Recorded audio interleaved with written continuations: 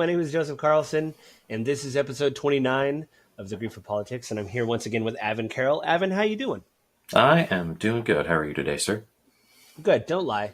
We had some problems. We've had technical difficulties, but hey, we made it. We're recording. It's 2023. Welcome to technical difficulties and doing stuff online. Yeah, this month it was my turn to pick, and I picked the corporate media.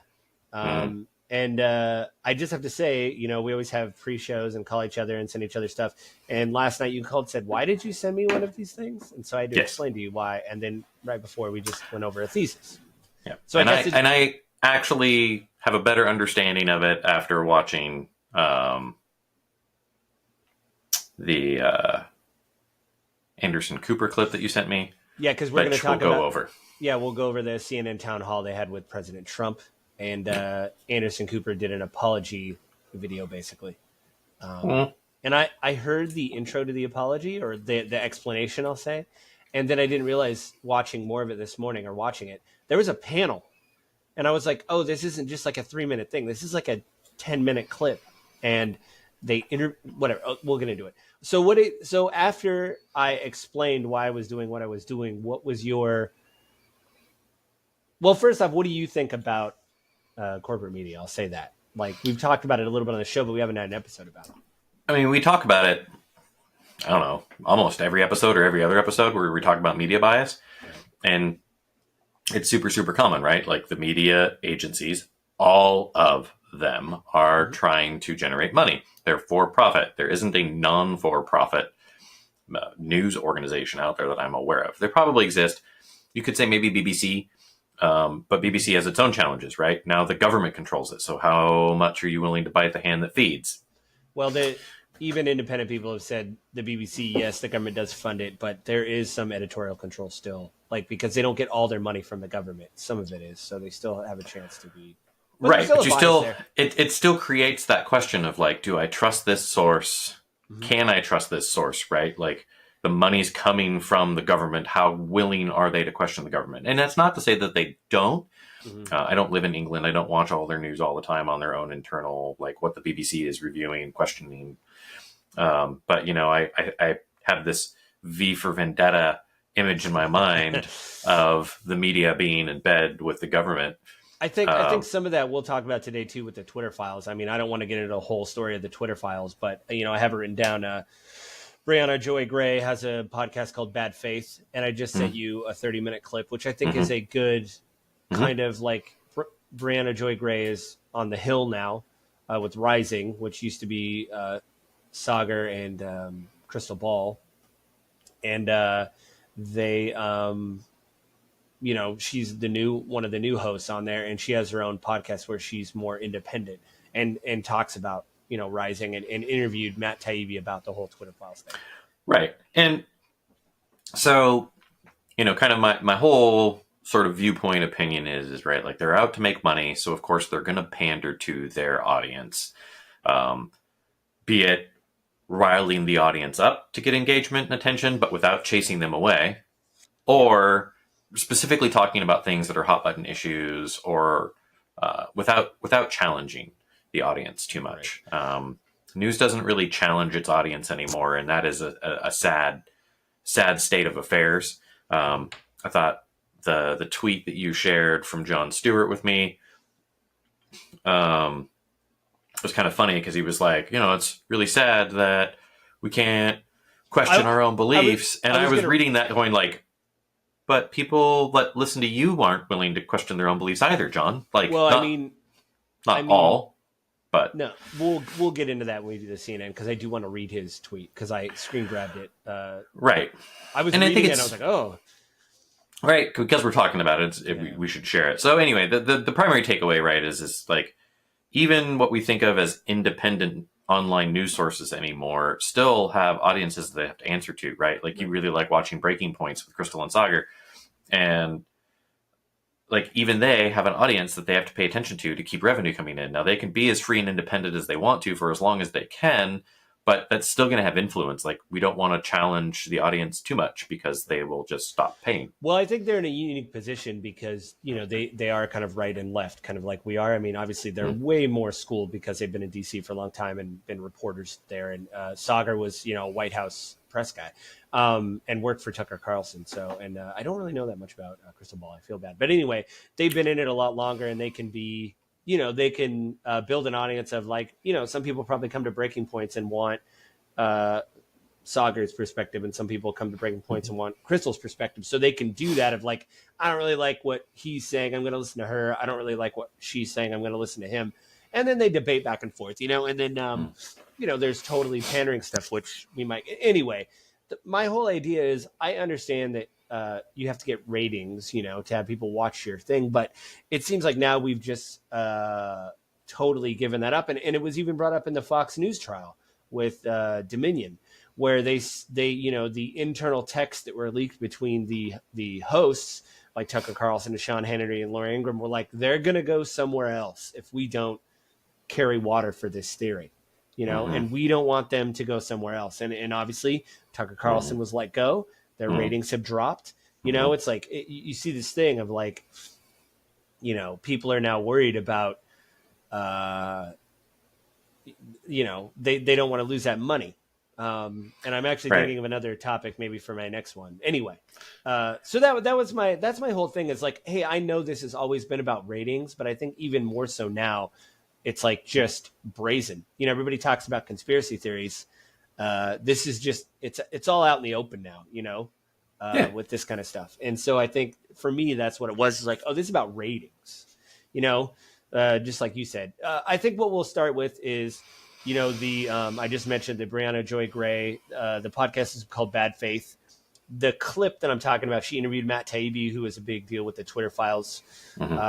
He basically got given things by Elon Musk and investigated other stuff and released these Twitter files. Their interview came out on March 6, 2023. It's like a 30-minute clip. Were you able to watch the whole thing, or did you just watch some of it? The vast majority of it. I think I didn't watch like the last 2 or 3 minutes. Yeah.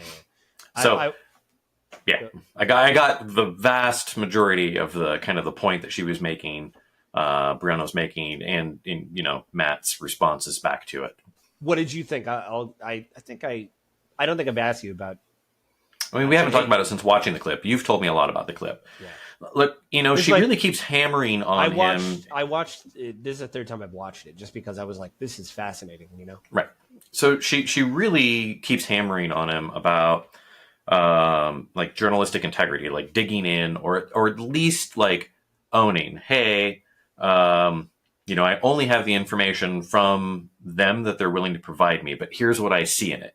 Right. That was, I think, her real big point was like, it's fine to report on it. It is newsworthy, but you should recognize that like you're not getting information that is slanted to the other side. Yeah. I mean, one key takeaway that, she keeps hammering it over and over and over again. So it becomes the narrative of it. And you and I have talked about this clip multiple times, but the one key takeaway is she keeps hitting on him for only getting a certain set of data, and it's limited and it's narrow. He had over 80,000 emails. And he had laptops that had been given to him that were completely like untouched. Yeah, he said like untethered from what they... Correct. He's also read through the Slack channels of the company, and I highly doubt that those Slack channels were, this is only on the right wing and this is only on the left wing. So she really keeps hammering on him for not digging into, well, hey, was this done on the left? Did they go after the Bernie bros? That was a big thing she talked about. Yeah. But I think he does a really good job of defending himself and saying, hey, look, like I had a lot of other sources, or like a ton of information from them. This wasn't isolated. I had 80,000 emails. Even she commented like, oh, wow, that just changed things. I didn't realize you had so much information.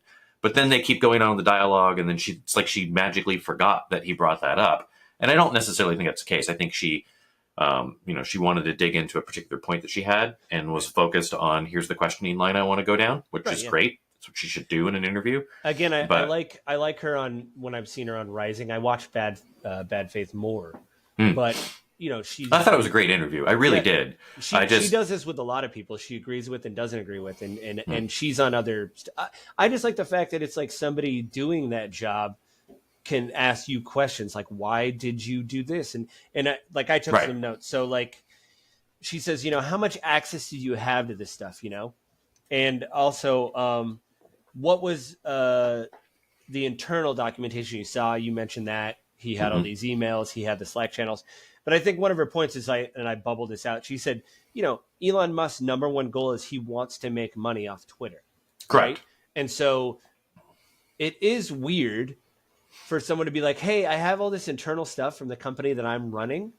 Do you go through this and tell me if there's a bias, and then I'll publish it on my whatever. But it's like, how does that help him make money? If anything, it makes Twitter traffic. look worse. It drives traffic, because even if you But don't, any negative news would drive traffic. Yeah, It wouldn't matter no, what the yeah, narrative was. exactly, because people So are like, how is that having a particular bias? Like, that doesn't bring up the particular bias. That just says like, hey, I want to make something sensational. Here, take Yeah. the data and Yeah. make something sensational. yes, This news would be sensational with or without Elon Musk. If it Yeah. was an internal employee that had leaked Yeah. all of it, it wouldn't matter.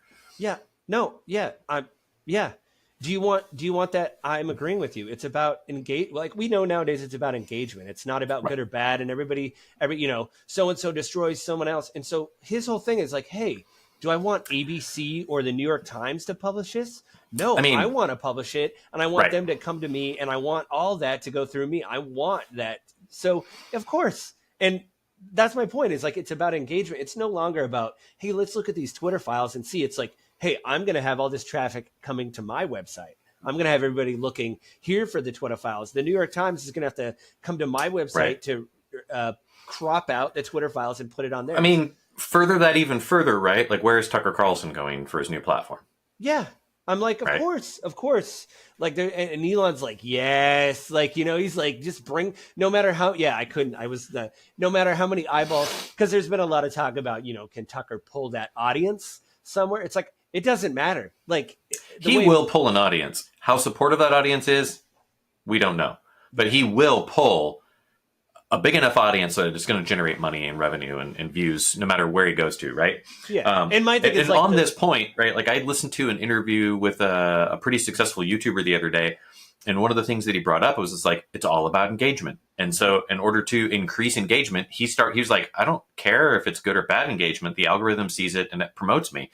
So he intentionally started like mispronouncing words or mistyping things in his clips just to get people coming in being like, that's not how you say procrastinate.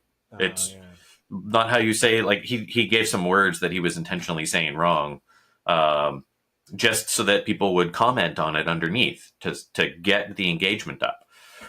Yeah, and I mean, and you and I have talked privately, and I think we've said this in the pod. Like, I don't want to use the word destroys in our clips, because we don't destroy each other, and I don't want to caps it. But I understand.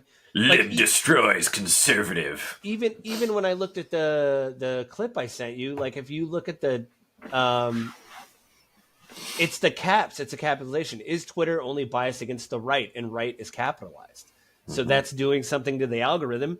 It doesn't do anything to the algorithm. It does something to the human brain. It does increase engagement. It gets people watching the video, which then ramps it up, right? So how you title your videos in YouTube, and I hesitate because I'm like, how does this change in Facebook and other places? But even there, it matters because the text that's seen is going to draw viewers in and draw engagement in, right? And on the right, there is a very broad feeling that the general media, the majority of mainstream corporate media, is biased against it. So the Twitter files was a giant, like, see, we told you so, for anyone on the right.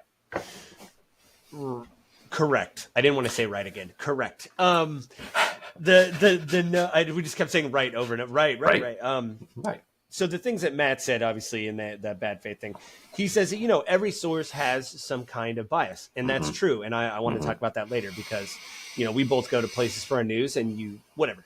We'll talk about that later. But he's right. And he also says that he had to request things from them, but then you mentioned he got laptops. So then Brianna's question was, well, how do you know what they're giving you is the full breadth of what you requested? And you don't. And he said, I don't know. But I think her point is, if you're independently investigating something without their scope, of what they're handing you, you can kind of go into other areas, which it kind of sounds like he did anyway. But I get her thing. And her one big point, it was about now I wrote a timestamp down, about the 17-minute, 30-second mark.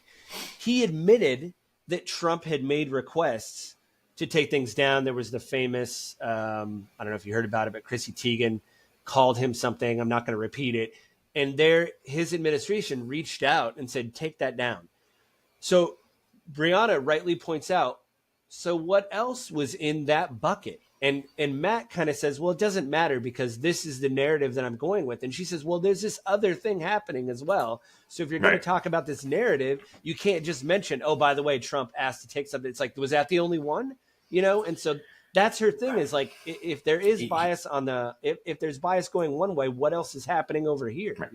So again, so without digging in, like having Twitter files be the whole topic of this episode, right? Yeah.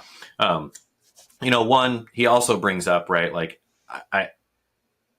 I'm chasing down this particular path. I'm not going to go off, and because he alluded that he may or may not, like, he didn't want to burn bridges or overtax his ability to make requests. He didn't know how much he was going to get. Yeah. And so he's like, I'm not going to chase down Chrissy Teigen's thing because, like, who cares about that? And so to her point, right, that there might be more thread to unravel down that path. It's possible. It's true. And right, like we do know that Trump and his administration did ask stuff to be taken down, and we do know that it happens. But from the broader argument of like mainstream media and how this applies in corporate media specifically and in money generation, right? Like this does a really good job of showing sort of the back end of how our government and corporations interact with media agencies, right? Like if they're doing this to Twitter, which has a broad scope and a broad audience, what are they doing to ABC, NBC, CNN? Yeah. Well, I mean, right? To be honest, like I'm not going to talk about one bias or another. I think it is foolish, and I think some people on the left have pointed this out about Matt Taibbi. If he thinks that if they're only going to Twitter and asking to take this down, like that is foolish. I don't think he does. I don't think he does for a second. He never alludes that. I just don't think that he was chasing down other sources. First off, CBS, ABC, CNN, MSNBC, Fox News, like none of them are going to talk to Matt Taibbi at all about what's going on the back end. Like none of them are going to give him this access. Yeah. He was blessed, and for whatever reason, Elon Musk chose Matt Taibbi to be the person that he was like, hey, leak all the stuff to this guy. Right. Well, it has a postscript. It's sad, but that's a whole nother episode of what happened with that. Like you said, we don't want to make this about the Twitter files.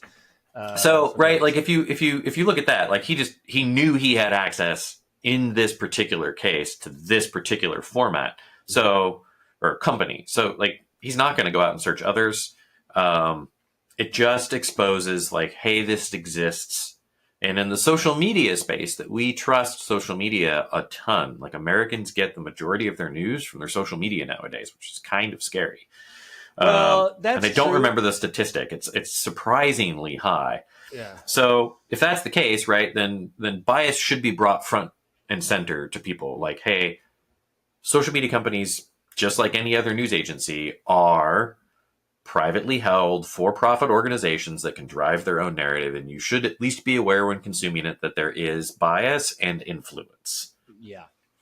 No, that's true. I think that's what I was going to talk about when we wrap up. But again, we don't want to turn this into the Twitter Files episode. So the next thing we got into was I didn't screen grab this. I paused the YouTube video. So Secular Talk is Kyle Kulinski. I always say his last name wrong. But he basically was going over a Fox News kind of poll that they were running on Fox News Business with Varney. The guy's last name is Varney. Phil Varney. Anyway, I screen grabbed it because what I want to say is this, media always pushes a narrative, and we just talked about that. But what I think is fascinating is even Fox News, when they pull their own, well, who's ever answering the Fox News poll, it could be normies. But I think what's surprising is in this poll, this video came out 11 days ago, so I can't do the math. It came out May 3rd. Anyway, May 3rd this month. This one that Secular Talk's going over, that Kyle's going over, the poll doesn't have a date on it. But what I think's interesting about it is sometimes we always think these things are so prevalent with a conservative narrative or a liberal narrative. And I think with this poll, it shows that, like you always bring up in these episodes, the center is king. And like, I'll just read some of these poll things. So people want to reduce gun violence, and people are saying they're in favor of these things. One of them is background checks for guns. 87% of the people polled. Right. Enforcing existing gun laws, 81%. Legal age of 21 to buy all guns is 81%. Banning assault weapons is 80%. And more citizens carrying a gun, 45%. So that's under 50%. And I just want to say, it seems like these kind of things are taking even Fox News kind of by surprise. They mentioned in that clip, he's like, is this, he even says to his co-host or whatever, do we need to change our messaging? Because we're, more, and I think this really does push back on the thing that, like, everything's siloed, everything's, most people are just like, hey, I think I've read so much of the news. I think, yeah, maybe we should have universal background checks. Maybe we should do this. And like the center is still, I think, king in a way, just like you say all the time of like, yeah, like these are really bad takes from one side or another, but like people don't care about this stuff, just like how I feel about trans rights. I want trans people to be safe and happy, but on the list of things that are important to the country, besides those individuals having individual rights, which is important, lower on the list than say the economy, stuff like to that. the majority of Americans, Yeah, right? Yeah. But flip side of that, right? To people that have trans friends that are dealing with discrimination. Oh, it's very important. Like, family members, right? Like it's also like directly impacts their day-to-day life. And so it's going to be far more important to them than, I'm not trying to discount it. Then I'm just saying the flyover states where right. population density is low and they may not know a person. Right. I'm just trying to say that like the national conversation, but I think what that clip shows is they even start talking about abortion later in the clip, where they have a poll about abortion and they say, I'm trying to see if I can find it. Oh. And the humorous part of this is Fox's own poll of their, well, they didn't say if it's their audience or not, but it's Fox News's poll, which means that poll was probably written with a right leading bias. Right. And then because how a poll is written does lead its audience in a direction. It's kind of funny that they even brought it up on the air on their own channel, because it kind of goes against losing audience. And the abortion thing, it's over half, 56%. Yeah, it's 54%, I think, is what it was. 56% want it legal, 43% want it illegal. It's just like, I think there's this national conversation. Even some conservatives I listen to, Ron DeSantis signed that bill late at night for the 6-week ban. And even conservatives were like, that's a bad move. Like they realize, that they can't. Well, I mean, and the whole discussion of the 2022, like red wave, right? The kind of broadly accepted discussion on why it didn't come across as a red wave is because abortion was such a huge topic, and that really brought out a lot of voters on the Democratic side, on the blue side of the voting aisle. And independents, it dragged them over too, because they're like, no, like I don't agree with this. I'm not surprised that this is the outcome of that particular poll. Although I will say in that particular poll, right, the guest did bring up, like, this is a really nebulous question, right? Like, it's not asking any details or specifics. Like, it just says, should abortion be illegal or legal? Anyway, that's not the point. The point is, right, like, it's even Fox themselves has this coming out and kind of like how they should be reporting and how they should be adapting. And maybe this is a sign of Fox looking at, like, maybe we do need to sort of from the ground up sort of rebuild who is our audience.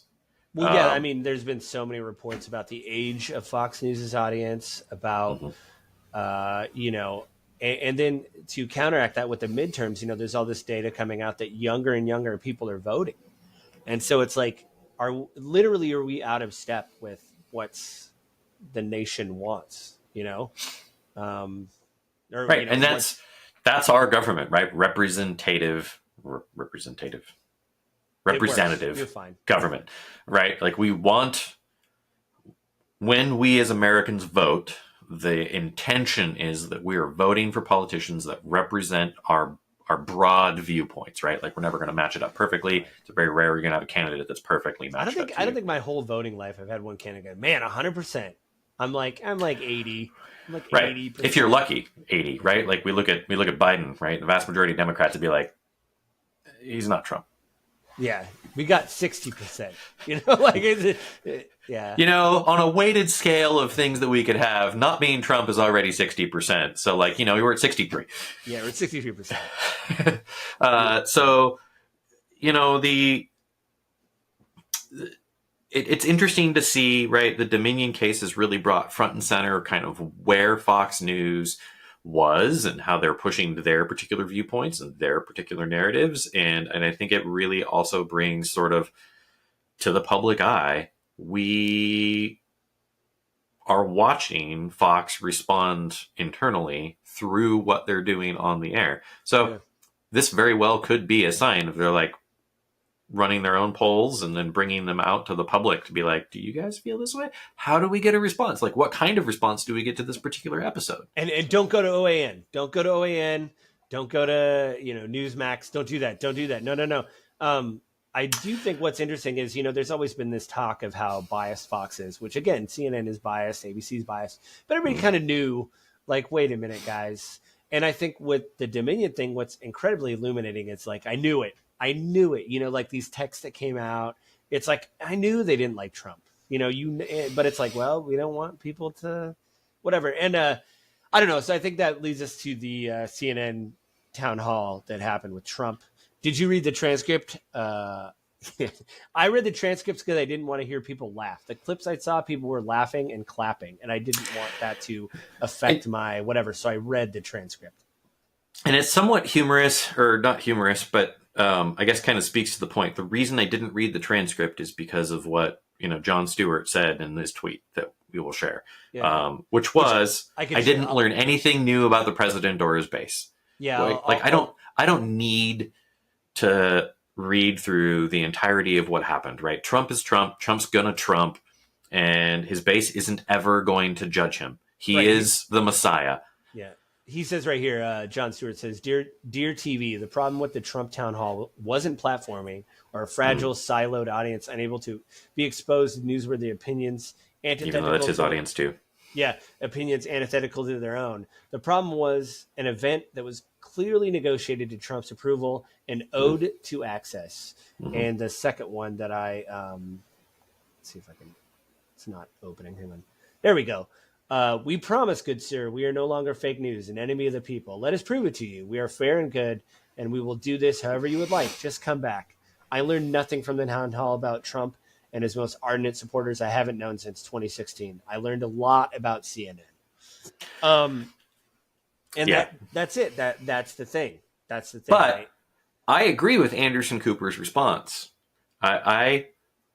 You and I talked about this because you're thinking that CNN shouldn't have done it, but I personally think, why wouldn't they do it? I don't know. Actually, you know, reading the transcript and listening to Anderson Cooper, I don't know if they shouldn't have done it. I don't know. I have mixed feelings. You're just disappointed in the flagrant, like, yes, we gave him everything he wanted so he'd come on the show, right? So what do you expect? Well, what wouldn't you do, right? If you had someone that's like Anderson Cooper said, right? Trump is the forerunner to be the Republican nominee by a long shot. You know, and I just. What do you want us to do? Just not cover it? I just said my point earlier. I guess it's all about engagement, right? Like their ratings are dropping. Hey, Trump's going to be on. He's probably going to say a bunch of lies, and then it'll get clipped out, and people like you and I are going to talk about it, and there's going to be people that are more influential that'll talk about it, and like, hey, we'll get a little juice out of this. Are you saying we don't have influence, Joe? Well, let's be honest. Our biggest view is probably like 10. No, man, we're in the 20s. The one we did, we got in the 20s. Well, I'll check again, but it was like 20. Anyway, we're double digits. Wow.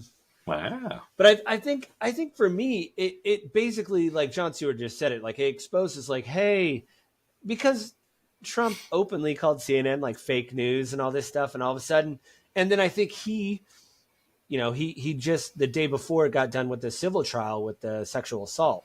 He's found guilty of that. He has the special prosecutor with the the classified documents is coming up.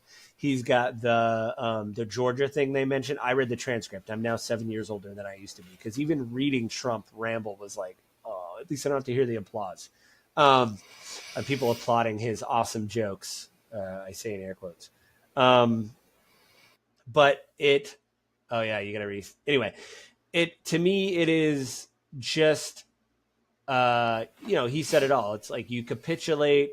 And then, like I said, Trump needed a little juice too, of like, hey, I'm going to go out there and I'm going to wow him a little bit. We're going to, all this stuff with the trials. I'm going to make a joke about it. I may libel myself again. Who knows? And then I'm going to be charming. I'm going to do the Trump thing. I'm going to go up there. I'm going to be boisterous, So they're kind of getting a little juice out of it. And he's gaining on not only Biden in the polls, but DeSantis. He's like booting him even harder into the. I mean, I don't think DeSantis stands a chance. We need someone else as a Republican nominee to really come up against him, right? Vivek you and I have talked privately about another. What was that?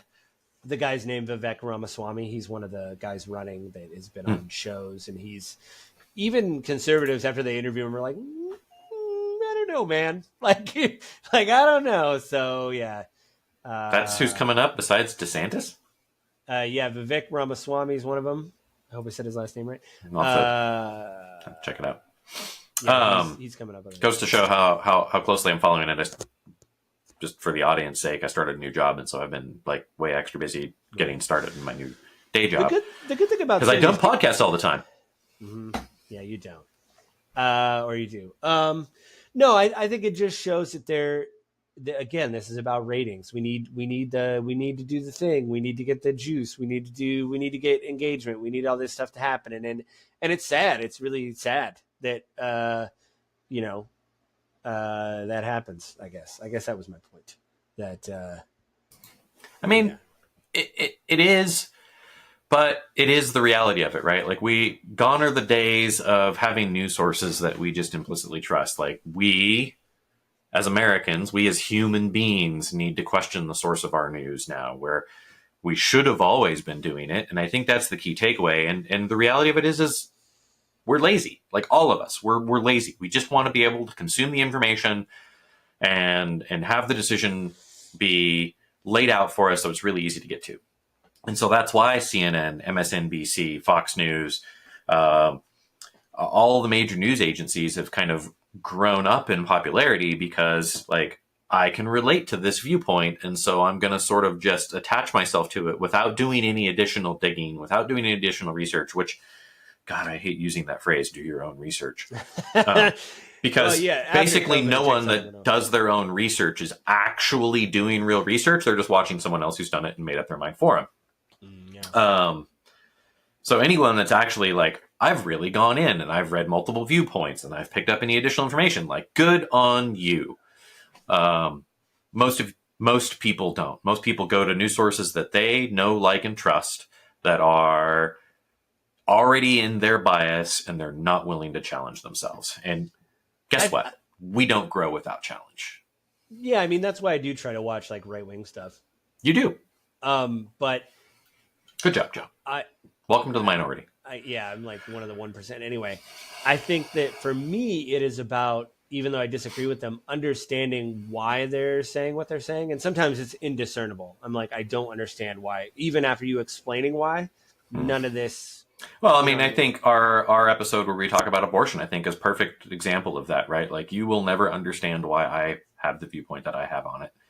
And well, I mean, I don't agree with you. I mean, I understand it comes from probably a religious place, which is fine. But again, like, you're already missing the point there. It doesn't even have anything to do with that. The religious place is that life begins at birth or conception. So an abortion at any point is murder, because the baby is alive, even when it's only 14 cells.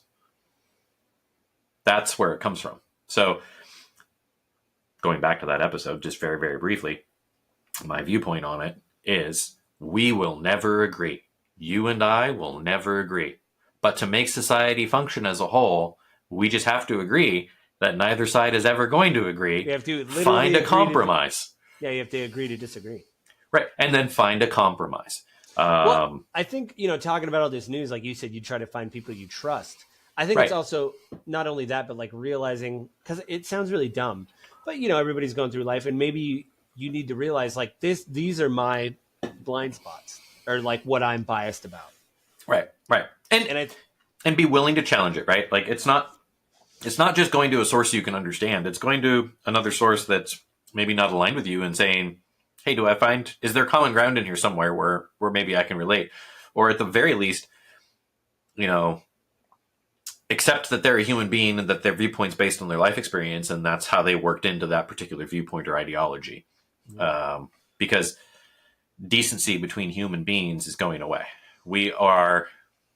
The reason you and I even started this podcast, I think, is very much driven by the fact that both of us are really frustrated that in the United States it's becoming us versus them, and we're dehumanizing the other side yeah, I mean, more and more and more and more.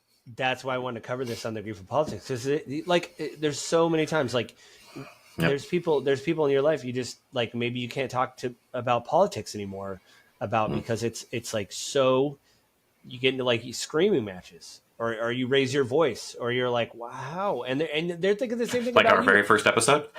Yeah, like yeah. Well, it was horrific. It was the first episode. Come on, no, but it's the idea of like you have to realize, like we talk a lot about like I'll just name drop it. We talk a lot about valuetainment, and I told you over the phone, I kind of came to this realization, like, listen, it's taken me a long time to watch that content, but I realized, their whole thing is making money. That's their whole thing, like bettering yourself through money. So like, I don't understand why I'm getting angry when they have somebody on who I agree with, like Sam Cedar, somebody that says like, hey, maybe we should tax the wealthy. Now you can totally disagree with that, but he lays out why. Sam Cedar does bring up, here's why, here's what we need to do. Here's what the percentage is. Here's how we raise money. And they totally push back. And I thought, why aren't they coming? Well, one, it's not a debate. You know, when you debate someone, I don't even know if you're whatever. You're debating pros and cons of something. When you have someone on to just share their viewpoint, they're like, this is what I think. We should tax the rich, and here's how it should work, right? They're not debating. Now, you can push back and forth, but like, of course, the people of Valuetainment aren't going to be like, man, Sam, you really changed my mind. Usually at the end of a Valuetainment episode, Patrick Bet-David will be like, I like you, and I want to have you back on, which I think is still an olive branch and a win of like, okay, you didn't totally upset me. Because I've seen some interviews where they yell at each other, and it does not go well. But there's some at the end where he's like, I'll have you back. You know, you're a good guy. You know, I don't agree with you, but I'll have you back. And I'm like, well, there's a win. You know, like at least then that he's like, hey, we're not going to agree on this whole economy thing, but let's go have tacos. Or, I don't know, something. You know, we're in Miami. We can find any tacos. Food. You know, I know. We're going to have tacos. Yeah, that's what I said. But yeah, we're in Miami. We could get any food we want. What kind of food do you want? You know, something like that. Right. So, and you know, that's true for all media sources. Actually, Valuetainment is a perfect example too, right? So the whole theme of this is corporate media and kind of where we're at. And you know, the Twitter Files does a great job of sort of bringing up the question, the unasked questions, right? The what's the one called that talked about Fox News Secular? Oh, Secular Talk, yeah. Yeah, Secular Talk, right? Like that video clip. Kyle Kulinski. Like does a great job of bringing up like major news agencies sort of trying to pivot, right? Like we see CNN in the town hall with Trump. Like they're all sort of in this phase right now where they're trying to figure out new news because people are moving to alternate news sources. They're doing things like Breaking Points. They're going to Valuetainment. They're going to alternate places to get their news because they don't trust the major news agencies. The major news agencies at this point have all sold out. And yeah, I mean, the general broad kind of viewpoint within the population, because it's becoming a younger and younger population that's grown up with this, right? Like they're questioning, they're doubting, they're moving on to other places. But like Valuetainment, Breaking Points isn't so much maybe because kind of what their mission and goal is, but like Valuetainment or any other source like it, Secular Talk, right? Like they have an agenda. They have a viewpoint of what they want in their head, what they're driving to in their own viewpoint, and they're moving towards it. These aren't professional journalists. Well, I mean, maybe Secular Talk, maybe, but that's not my point. My point is that people are getting their news nowadays online from these people that maybe actually have some good viewpoints and are talking about things that are very important, but they're not journalists. They're not digging. They're adding tons and tons of editorial with very little information. Yeah, I mean, some of that I don't think is bad though. I think to just say, "Hey, did you see this clip?" And if you again, Hmm. if you recognize the bias within yourself and say, Most people don't. I've clicked on this leftist video and I'm going to see this leftist person talk about what the crazy thing the conservatives did, then I know exactly what I'm getting. You know, I'm not going to be like, wow. You know, if one of the leftists that I clicked on and they were talking about that Ron DeSantis anti-abortion bill and they're like, hey, he brings up a lot of good points, I'd be like, what? Like, it wouldn't make sense. But like, you know, and again, that's why I go to the other, like the Blaze. I haven't watched the Blaze as much, but And you do.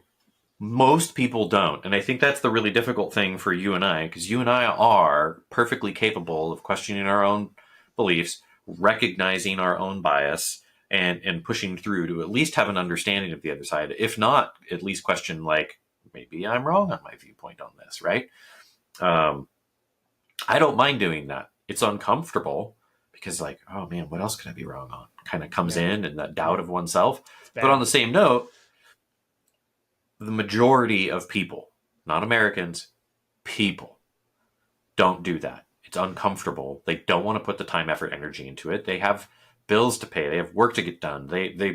They're burnt out from their job, and so they're trying to decompress and move on. Yeah. So the Yeah. news that they Plus get, they want to they're, be able to digest it easily. It's like baby food, yeah, and move on. people have brought it up too. Like CNN and Fox are easy, right? CNN is in airports. Like you click it on, you whatever. I don't have to. These guys are telling these people are telling me headlines. We're good. Fox News. These people are telling me headlines. Great. I don't have to go anywhere else. I don't have to do like to get dug into an independent whatever to be a patron, to participate in Patreon, to become a member of a channel, all that stuff. You're more dug in, and it takes more time to Yep. find those people, Yep. and that's where algorithm comes in, which sometimes they're good and sometimes they're bad. You know, Yep. you click on one person and you're like, oh, I like this person, whatever, and then it'll be like, hey, if you like this person, you like these, and sometimes you get a thing and they're going, what? Or you click on a video because you want to know, like, oh, let me hear the other side of this, and then it's like, oh, you want to hear all this other stuff. It's like, no, whatever. I think that is harder, and it takes even more engagement to be like, I want to seek out something else, and it's Right. harder for people because, like you said, people are tired. They just want to sit home at the end of the day, clean up a little bit, spend time with their family, make dinner, and then Right. go to bed. And so Watch a little yeah, TV, decompress, maybe read a book, yep, and then go to bed. play a game. Or, pursue a hobby, get work done around the house, whatever it may Yeah, be, right? Like we don't want to spend the time digging in to really, really understand because it's difficult and it's challenging and a lot of the times it's depressing. yeah. I Uh, think one thing I will say about like getting entrenched in media, Jon Stewart did say something in an interview when the whole Joe Rogan thing came up a while ago. I think with ivermectin, and he's Robert McCullough, yeah. the Well, doctor that. Jon Stewart basically just said, "Listen, I don't think canceling someone is the answer. Mhm. Engagement is always the answer. It's pushing back against." Like actually going on Joe Rogan's show and saying, well, why do you think that? Because guests have done that to him before. Mhm. Um, and it's the idea that um, again, you have to realize your own bias, but when you're pushed back, not get angry. Just, as I get older, I find that listening is one of those skills they try to teach you in school that does take a long time to stick. The idea of sitting there and really listening to someone. Mm. And one thing I heard about, I think it was video game dev, which kind of just it was a point that I think transfers over to life in general, which is when people complain about a specific thing, like in a video game, sometimes they're not complaining about that thing; they're complaining about the system around what is happening. So, like, hey, I didn't get rewarded when I did this thing. That's not the thing that they're mad about. They're mad that they didn't get rewarded in general. And so it's like when you complain about uh, some minor thing like legalizing weed, like they shouldn't do it, it's the devil's lettuce or whatever. Maybe you're just angry and that's what you're choosing to focus your anger on. I think this has been a big critique of the right of like, well, we don't really have a question for inflation or whatever, so we're going to talk about trans rights. Like we're mad about other things, but we can't change that. So we're going to focus on this marginal thing, and we're going to rally people around this marginal thing. And I think I'm seeing a lot of that, I think, on the right and even on the left of it's not enough. You're not an activist enough. You're not vocal enough about people's rights. And on the right, it is, man, we really got shellacked about abortion. Can't really talk about that. What we really want to do. Why don't we talk about this other thing about wokeism, which in my opinion is something kind of on the margins. It's like, but we can really talk about wokeism a lot and again, get engagement and stuff like that. I think all that kind of stuff. Right. Because it gets engagement, it gets people involved and it drives. And it's unfortunate, but like maybe not real news, but like heavy, meaty, weighty news topics are hard and they take time and they challenge us.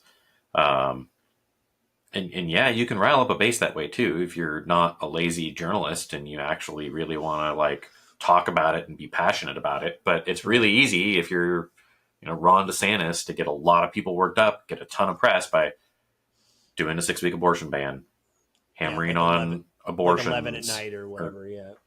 Hammering on wokeism, right? Like you can really rile up a base and get a lot of support and publicity and news doing that. And so it's easy. It's lazy. Yeah. So what do you? We're running towards the end here. So what are your big? Did I satiate you when I told you why I selected these things? That it makes sense. It makes more sense now. Yeah, initially, when we discussed it, no, but now I get it. I even told Lisa last night. I was like, I didn't get why Joe sent this to me, but now I do. Oh, you've been illuminated. Yeah. I mean, is there any kind of like, I know, you've been busy stuff with your new job. Is there people that you look for like independent stuff? Like, we really liked Dory Monson, but he passed away recently. I don't know who's taken over. Did someone take over his show? I don't know. I'm not listening to the radio at that time of the day right now, so I didn't even know. I'm sure someone did. I would listen to him and be like, this is great. And then I just saw the billboard that he passed. Like I was driving by I-5 and I think, was he Como? I could have sworn I told you. Or maybe I mentioned the Cairo Radio. Yeah. No. I mean, before any billboard would have gone up, right? Like it was a Seattle Times article. I mean, he's been a mainstay in the Northwest for years. And anyone that's not here in the Pacific Northwest, Dory Monson was a radio host. Is definitely more conservative. He actually did all of the Seahawks radio stuff on Cairo Radio here in Seattle for years. Did post-game shows, talked to Pete Carroll after the games. Yeah. He lost that because he did a tweet that was questioning trans rights or trans people, and actually got taken off the radio for a little bit. Cairo did put him back on, but he wasn't given access back to the Seahawks anymore. They wouldn't let him back in.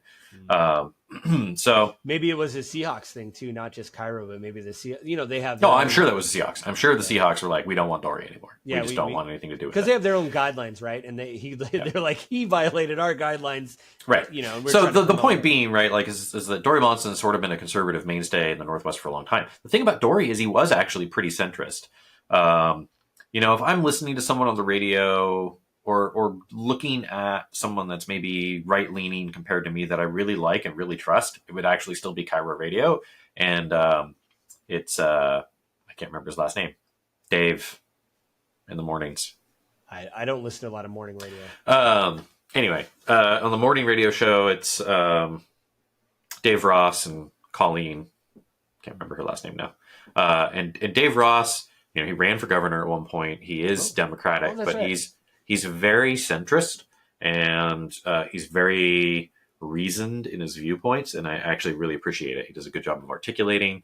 I mean, he's an older journalist. He's been doing it for 30, 40 years, right? Yeah. So he's learned to be measured and clear and articulate. They do a good job of it. So that's, someone on the right that I have a deep respect for. I'll have to actually check that out. I'm sure they have an app or something. You're on the road when he's on, Joe. The show starts at like 5 a.m. Hey. Yeah, I'm trying to think. Well, for me, I think shout out just Secular Talk is good. If you click on that, you'll probably Breaking Points is good because it's a little bit more balanced. Some of their debates I wish they would put on YouTube, but I think they paywall those. It seems like a year later they're like, "Hey, remember our debate about gun control a year ago? Or put that up." But I understand. Again, it's hard. People only have a finite amount of money. My wife and I sat down last weekend and went through our whatever, and I reduced some subscriptions and stuff like that. And it's hard.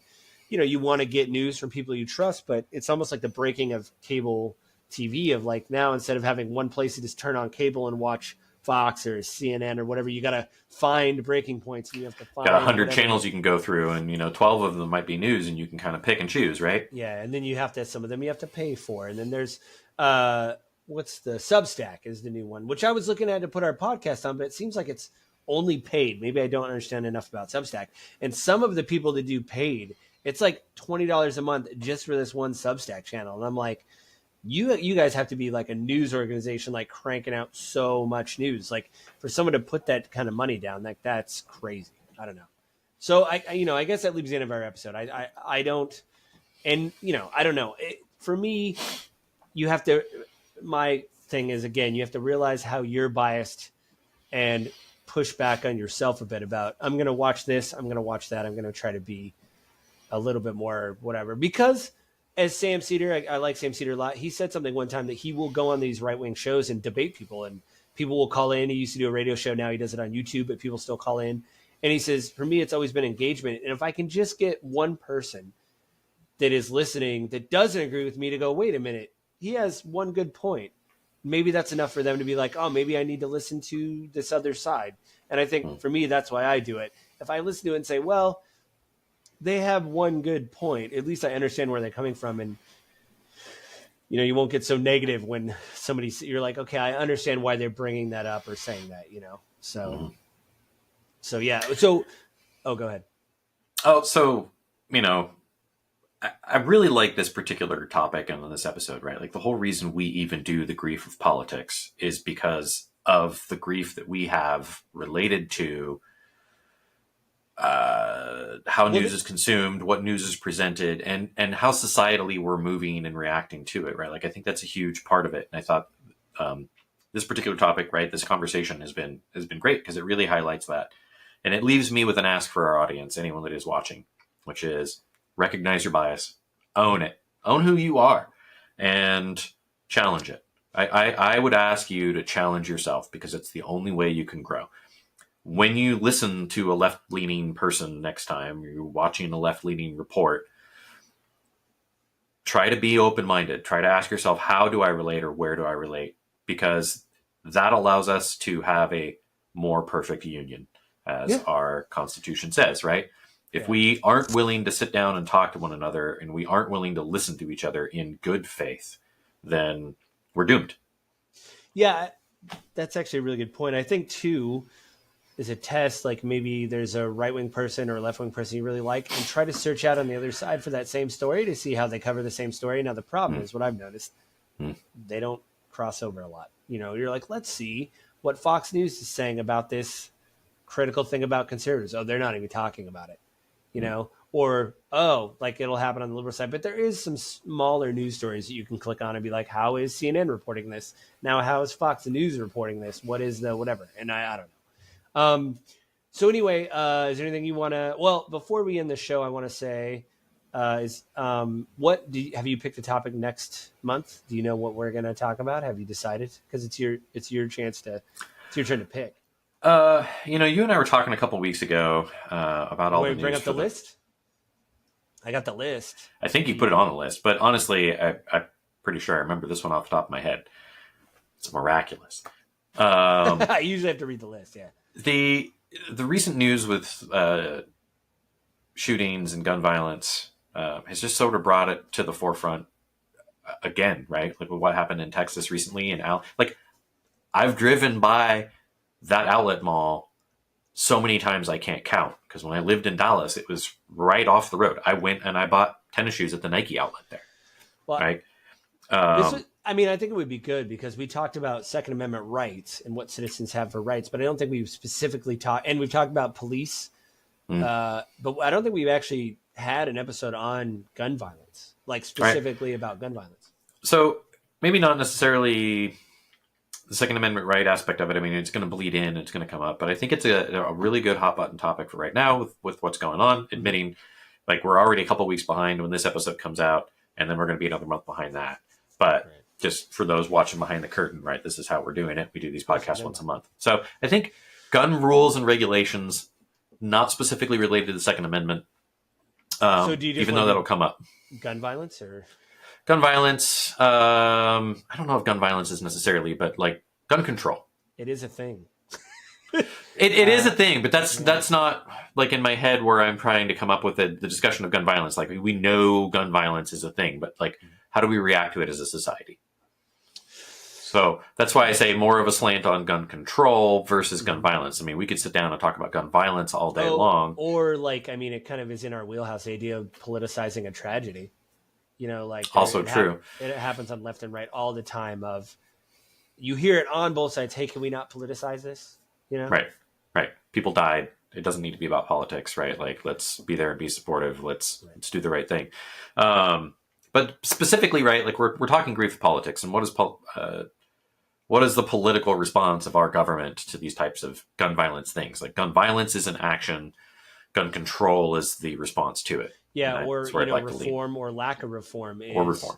action or inaction. You know, inaction is still inaction in a weird way of like not. I mean, something is, this hot button got hit for me in that Secular Talk video too, because he talks a little bit about gun violence and gun control briefly in that little clip too. And I just had this like knee jerk, like it's not how it works. Yeah. Well, I think he did bring up a good point about. I think more and more people are seeing these stories, and they're like, "This could be my family," you know? Right? And he did. Yeah. And that is heartening. That is heartening to me that Americans are willing to pivot their viewpoints. They're not going to be so deeply ingrained that they can't change. We all have viewpoints in our lives and our mindsets and our worldviews that won't change. No amount of challenging will change it unless something catastrophic rips us out of that viewpoint. That is very true. Yeah. But right, like that makes me feel better that as Americans as a whole, right, like maybe there's fewer of those deeply ingrained beliefs and we're willing to question things a little bit more, or at least give some ground and some leeway. Recognizing that it could be your own family member is, I think, a large reason why gay rights and gay marriage has become something that has been resolved. I don't want to say resolved. That's probably not accurate. It seems like greatly improved in our lifetime. Because more people are like, no, I'm gay, and you're like, oh, like you know, right?